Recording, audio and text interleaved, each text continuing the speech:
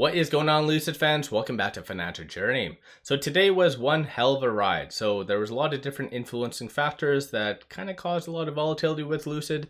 I want to break some of that down with you. And I ultimately want to talk as well, is right now the time to buy Lucid or not? So I'm going to go over all that. Make sure you guys hit that thumbs up and subscribe. I always greatly appreciate that. Without further ado, let's get right to it. So it closed 3.9% in the red, so a lot of volatility happened today. And today started off with CPI. So CPI was a little bit lower on a year over year, so 5% versus the 5.2.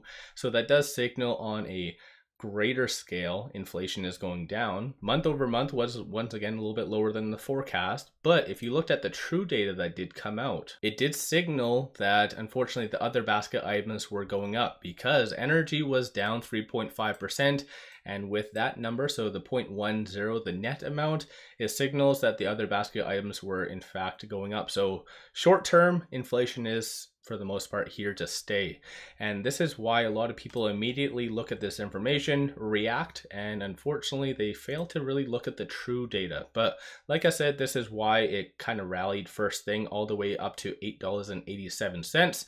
And conveniently, today is a very good, I guess, training example day because based on the fib levels, today it kind of touched both. So the pivot and the R1. So around the $8.90 range, this is kind of the peak for today, and it landed on the pivot. So that's going to play into my part where I talk on is right now a good time to buy. Today as well, there was also this. So Biden did talk on the whole clean energy and wasn't really as enlightening, I think, as a lot of investors were really assuming, because he did signal for the most part a lot of changes, but it's going to be for 2027, I believe, and onwards, and it's just targeting the CO2 emissions. So kind of was the expectation. So nothing really surprising in that regard. Then there was this. So the Feds did have their minutes released today, and it shows that they kind of last minute raised the rates only to really curb inflation, which again is kind of justified, I think, in some regard. But it did show also a little bit more of an underlying fear about the banking system, especially considering that they did bring up around 11 times the credit conditions versus in the January to February meeting, they didn't actually bring it up once. So of course, that's never a very good sign to have the Feds kind of fearful about the banking system. And so this is also going to allude to this Friday's data point, which is the retail sales. A lot of people are looking for cracks in the system to really justify if a recession is coming or not. So this is why this upcoming Friday's data is very important. And then over and above that, I'll just give you guys a quick update on shorts. Surprisingly, they returned some shares. So 85 is a short score utilization, still at 100%. And like I said, 65,000 shares was returned today. So this one is abnormal. And I think behind the scenes, a lot of shorts know that something big is coming, which of course could be perceived as the gravity. But in general, a lot of other growth stocks were completely hammered today. So this is abnormal. And like I said, the gravity could be potentially coming out in the next 2 weeks per se, maybe. And there was this article that did come out that I just wanted to briefly talk on. So it says 2024 Gravity by Lucid already goes over a lot of the tentative stuff that you already might know as far as the actual specs and so forth.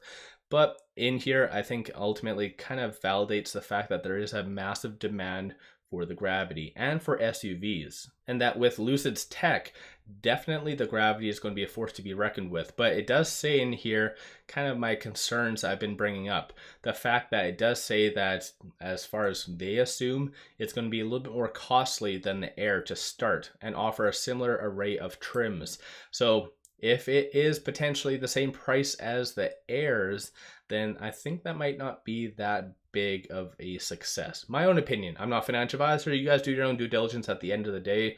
But given the structure of the economy right now and people not really willing to fork out a lot of money, Gravity needs to be priced at least $110,000 or less, or ideally significantly less. But of course, if it is around the 120 or potentially higher, definitely I don't see it being that big of a demand. Even though there is a massive demand for SUVs, it just price. It comes down to price, unfortunately. But with all this aside, I just wanted to share some things with you because I've been getting a lot of comments on Twitter today about Lucid. And the fact that since it's selling off as much as it is today, is right now a good time to buy. So I want to go over a couple of things. A, I still own my shares. B, no, I'm not shorting. And I'm giving you a unbiased view. And I can always do that because I like to kind of shed light on good, the bad, and the ugly. And that means sometimes things are going to go down, but doesn't mean anything bigger picture, right? It doesn't deter that. I'm a long-term investor. I'm investing for 2025 and longer. I take advantage of dips and average down when needed. So of course, when I'm talking on my price prediction is right now a time to buy, that's not long-term. That is just talking merely short-term, because unfortunately, I think a lot of investors do focus too much on the short term, but still, here we are. But like I said, as far as the Fed minutes, that did really signal a broader fear that's happening in the economy. And conveniently, like I showed you based on the fib levels, it touched both ranges. And unfortunately, it bounced off of the R1, which typically does consolidate and try again. But stochastic is currently at 66, which might be perceived as a little bit more overbought right now, and typically needs to pull back and consolidate, even though there is a little bit more of a deviation, so a bullish sentiment is behind the scenes. I still feel that you need to follow the fib levels, more specifically $7.36, around that. So in reality, if you're looking to catch the potential bottom, I would say around this 730 range might be ideal. Potentially right above that is typically what it does land on, so around the 740 to 745 range in reality. But I could be completely wrong because, for instance, tomorrow is PPI, the following day is, like I said, retail sales. That could be very positive and keep it above this pivot point, so $8.13. But in reality, I think there is a lot of fear out there, especially considering what the Feds also did say,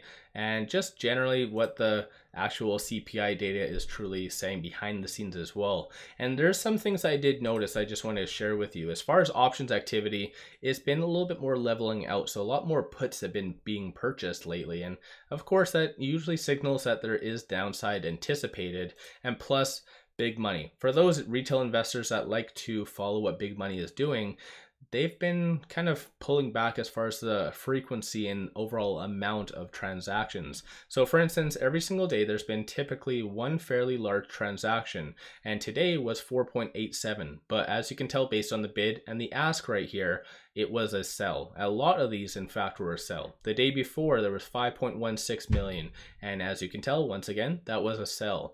And it's not linked to shorting by any means. So I know there's some individuals saying that it's shorts or whatever it might be. It isn't. It's actually legitimate long-term investors or institutions reducing their position. So clearly, if you combine that with the technicals and just the options, things are signaling that Lucid is going to be pulling back a little bit. So like I said, most likely anticipating on the coming days or whatever it might be, it might actually hit the 736 range. But of course, I could be very much wrong, and I hope by the time you watch this video, it is at $10, $11, $12, whatever it might be, and it is significantly higher.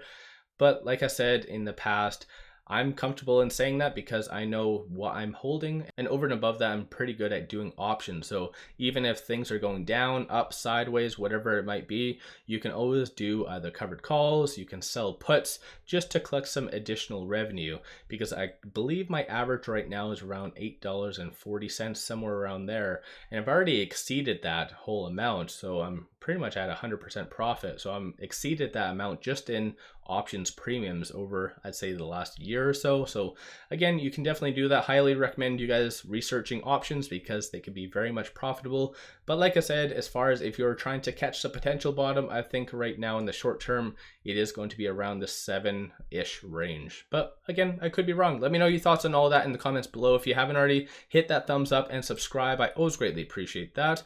One final thing I just wanted to share with you, I do have a link to them in the description below and also the comments, to Moomoo. It is a good broker and it has an amazing promo right now. So if you open up a free account, you get one free stock. Each stock is valued up to $2,000. So even in that regard, it is a complete no-brainer.